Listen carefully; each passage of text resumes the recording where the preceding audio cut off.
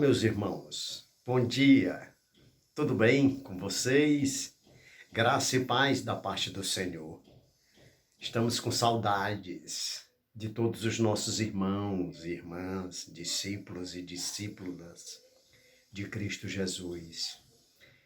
Essa pestilência, ela nos afastou temporariamente, mas nós nos lembramos de cada um de vocês, em cada culto de unção, libertação, doutrina, consagração aos sábados.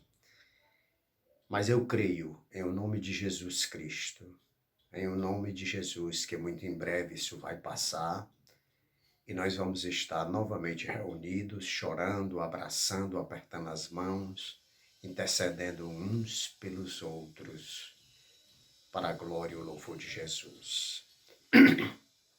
Dito isto, essa é a primeira lição do segundo trimestre. E nós também optamos em adotar a revista da CPAD, da Casa Publicadora da Assembleia de Deus. E ela traz nesse segundo trimestre a igreja. Ela inicia com a carta aos Efésios, trazendo a saudação. São 3 tópicos que nós queremos fazer em 3 vídeos, para não ficar muito pesado, e vamos passar para o irmão Rafael, e aí ele faz a aglutinação e reproduz na página da Betfagé. Então, o primeiro ponto é a introdução desta carta, esta carta que é de suma importância. A carta aos Efésios, ela tem 6 capítulos e 155 versículos. E o autor da revista, ele comenta, ele diz que essa carta é considerada a coroa dos escritos de Paulo, a rainha das epístolas. É, sem sombra de dúvida, de autoria de Paulo. Porque logo no primeiro versículo do capítulo 1, ele diz: Paulo, apóstolo de Cristo Jesus, por vontade de Deus, aos santos que vivem em Éfeso e fiéis em Cristo Jesus. Graça a vós outros e paz da parte de Deus nosso Pai e do Senhor Jesus Cristo. Então ele diz, pela vontade de Deus. Nos 13 escritos de Paulo, ele utiliza essa expressão pela vontade de Deus. Então, foi escrita entre os idos, as datas de 60 a 62, depois de Cristo, e teve como Tíquico o portador desta carta, tá certo?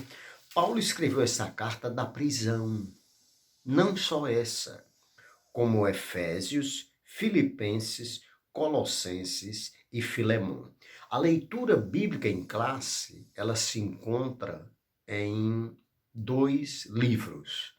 Ela se encontra em Efésios, capítulo 1, verso 1 e 2, que nós lemos, e se encontra também em Atos dos Apóstolos, capítulo 19,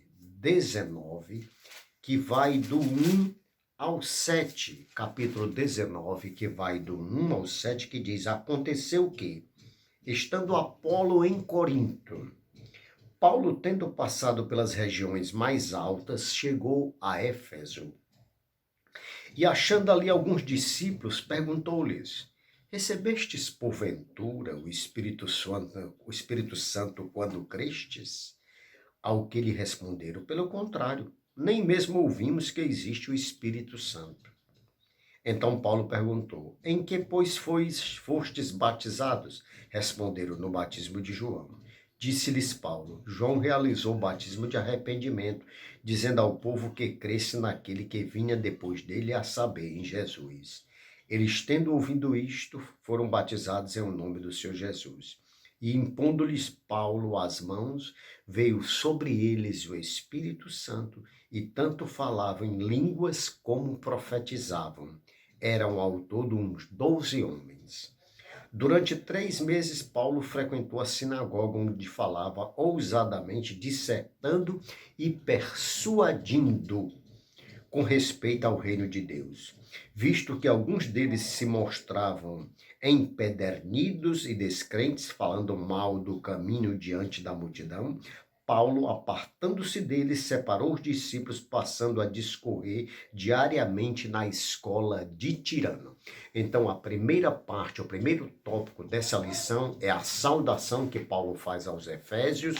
E quando ele começou, Deus abençoe aos meus irmãos, e vou gravar depois o tópico 2. Seremos sucintos, considerando tudo quanto nós estamos passando. Estamos aqui já de volta, graças a Deus. Tópico 2. Tópico 2. Destinatários da carta. Destinatários. A cidade de Éfeso, que fora fundada em 1050 a.C., ali na Ásia Menor, a atual Turquia, onde ali estão as 7 igrejas do Apocalipse. Éfeso, Esmirna, Pérgamo, Tiatira, Sardes, Filadélfia e Laodiceia. Segundo os estudiosos, naquela época a cidade possuía uma população de aproximadamente 500 mil pessoas. Homens e mulheres, crianças, era uma grande cidade. Uma cidade cosmopolita. Ela possuía um anfiteatro para 25 mil pessoas. E ali havia o templo de Ártemis, Diana, a deusa da fertilidade. Paulo evangelizou ali por 3 anos ininterruptos. 3 anos diretos. Capítulo 20 de Atos, verso 31, que eu gostaria de ler, 20, 31. Portanto, vigiai, lembrando-vos de que por 3 anos, noite e dia, não cessei de admoestar com lágrimas a cada um. Paulo ficou ali durante todo esse tempo pregando. Pregou também na escola de Tirano, o texto que nós lemos no tópico 1, Atos 19, 9. Apolo também ministrou ali. A cidade era muito grande. A cidade tinha um comércio significativo. Tinha um porto de suma importância. Então, Paulo residiu ali em Éfeso por pelo menos 2 anos, durante sua 3ª viagem missionária. E o apóstolo João também morou ali. Havia uma rua naquela cidade de Éfeso com 11 metros de largura que ia do porto ao teatro. Se você pegar a Bíblia NVI, Nova Versão Internacional, você vai ver ali detalhes de um mapa, um mapa utilizado, que supostamente eles localizam o anfiteatro, as ruas, o templo de Ártemis, tá certo? A praça do mercado, Ágora, tinha lojas de ambos os lados, banhos públicos, biblioteca, teatro, vários templos. E Éfeso é a primeira das 7 igrejas que o apóstolo João escreve. Essa carta de Éfeso, como nós já dissemos, ela tem 6 capítulos e 155 versículos. Ela é muito boa de se ler, ela é muito boa de extrair dela lições de suma importância. Eu estou indo novamente para ela, porque eu estava aqui em Atos, tá certo? Você veja que logo no capítulo 2, no verso 8, há um texto basilar que nós utilizamos muito, porque pela graça sois salvos, mediante a fé. E isto não vem de vós, é dom de Deus. Então, Paulo, ao chegar ali, com certeza se deparou com várias pessoas de várias localidades, e a deusa Ártemis, e está atrelado a essa coisa da idolatria também o pecado da carne sexual. Então Paulo começou a combater, até porque na sociedade grego-romana isso era muito comum. Não é à toa que Paulo, escrevendo acerca das obras da carne, aos Gálatas, ali ele começa falando da obra da prostituição. Prostituição.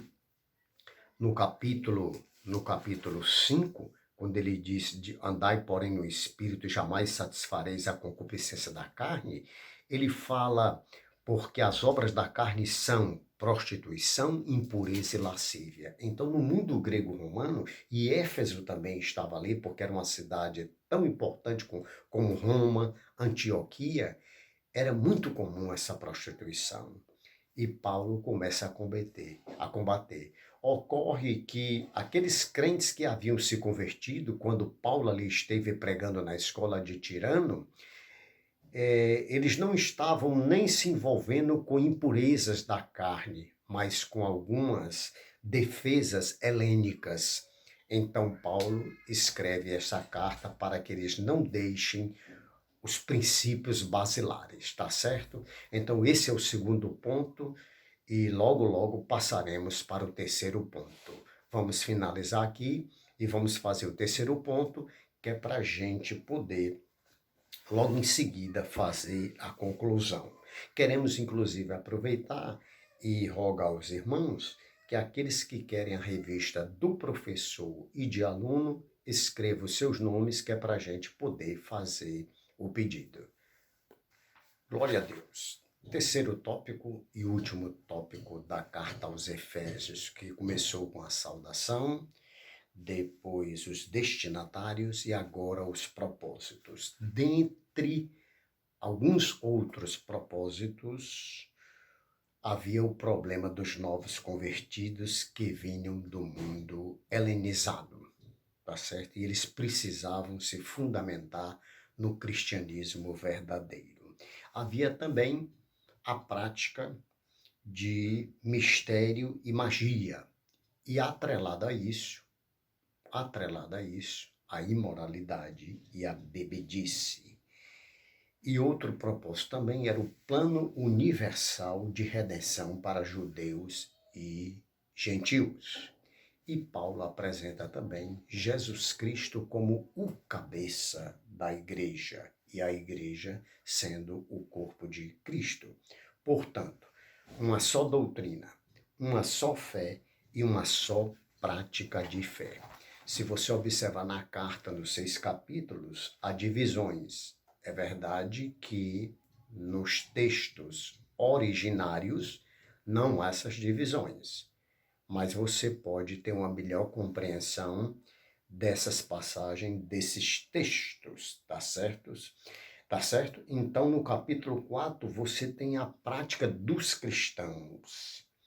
A prática, ele diz, rogo-vos, pois eu, prisioneiro no Senhor, que andeis do modo digno da vocação a que fostes chamados. Como já dissemos, Paulo escreveu essa carta quando ele se encontrava prisioneiro.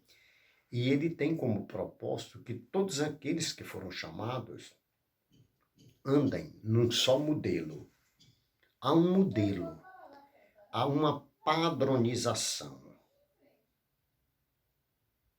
há uma imagem que nós precisamos imitar. Esse modelo tem como cabeça Cristo, glória a Deus. O corpo, que é a igreja, deve refletir esse modelo, essa imagem. E ele pede que nós andemos com toda humildade e mansidão, com longanimidade, suportando-vos uns aos outros em amor, e esforçando-vos diligentemente por preservar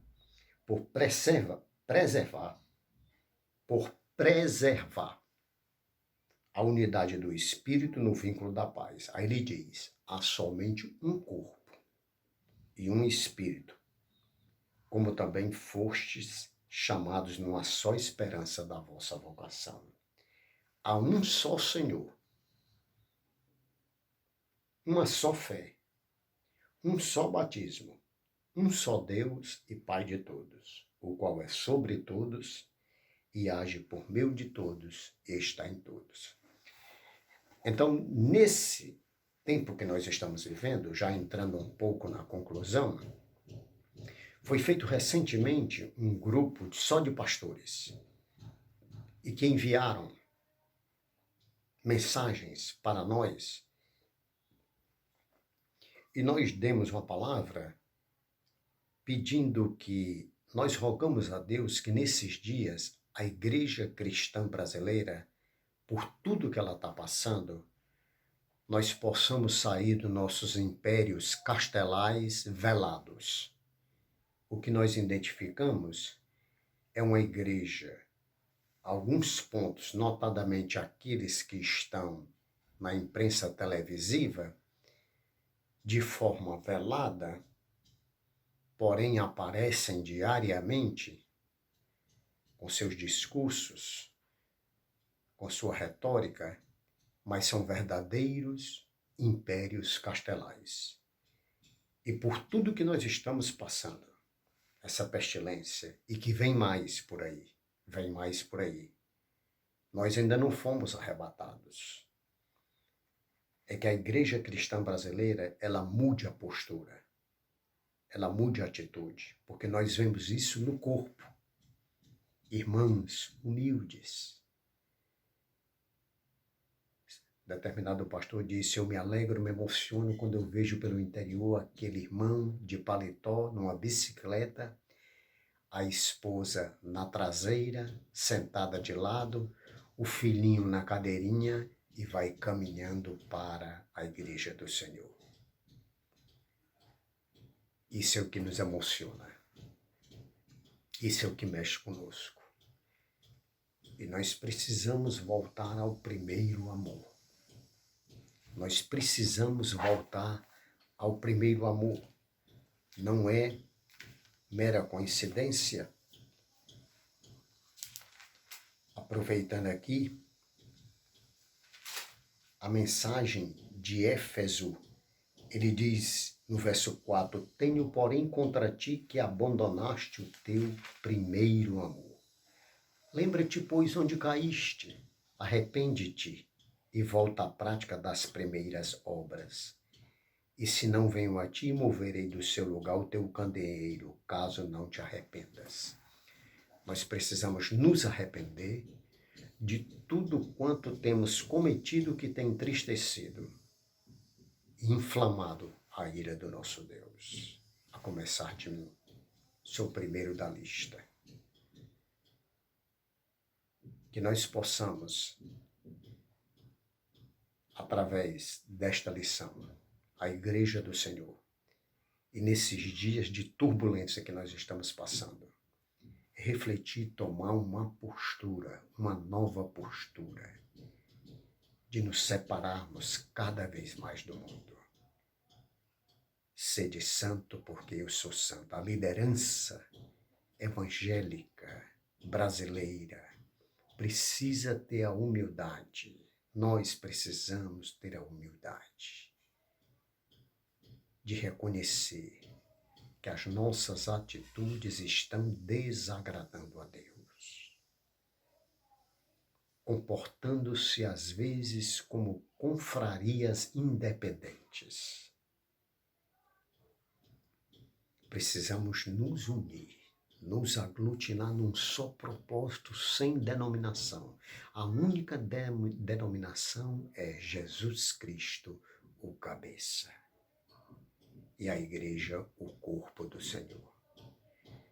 Senhor, abençoa os nossos irmãos, os nossos abençoados irmãos ali na Betfagé. Continua com a tua mão forte estendida sobre cada um deles.